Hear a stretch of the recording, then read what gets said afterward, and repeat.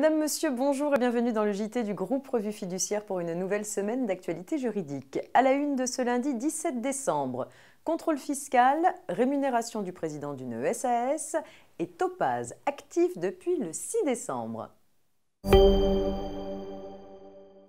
Et c'est une question de contrôle fiscal qui ouvre cette édition. Afin de permettre à un contribuable de se faire assister du conseil de son choix, la jurisprudence considère qu'il doit s'écouler un délai suffisant entre la réception de l'avis d'examen contradictoire de sa situation fiscale personnelle de vérification, le SFP, et le début de cet examen.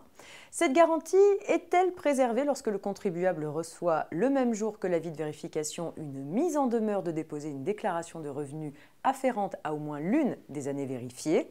La réponse est oui, selon le Conseil d'État qui considère que cette mise en demeure ne caractérise pas le début des opérations de SFP dans la mesure où elle ne participe pas du contrôle de cohérence entre les revenus déclarés et la situation patrimoniale ou de trésorerie du contribuable.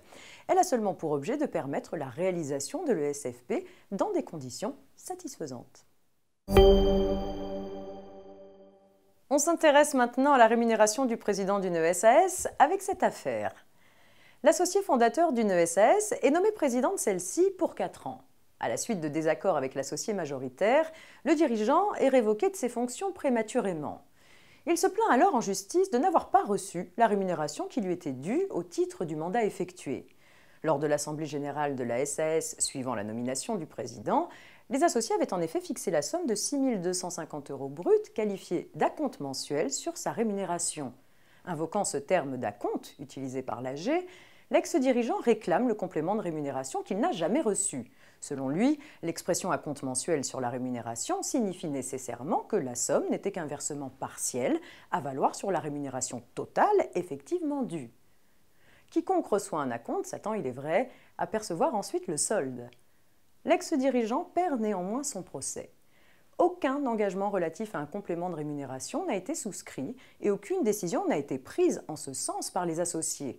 L'intéressé avait pourtant la possibilité de mettre cette question à l'ordre du jour d'une assemblée générale. Une rémunération complémentaire n'ayant jamais été définie, il doit se contenter du seul acompte mensuel.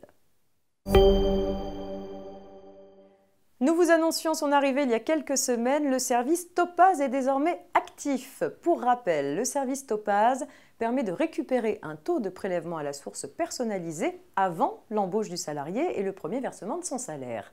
Très attendu des employeurs, ce service est ouvert depuis le 6 décembre dernier sur net-entreprise.fr dans les services complémentaires du tableau de bord. Le GIP-MDS a rappelé que Topaz n'a pas vocation à être utilisé en masse sur la totalité des salariés ou bénéficiaires, mais pour les personnes qui n'étaient pas présentes les 2 mois précédents, dans la mesure où l'entreprise n'a pas pour elle de taux personnalisé dans sa période de validité.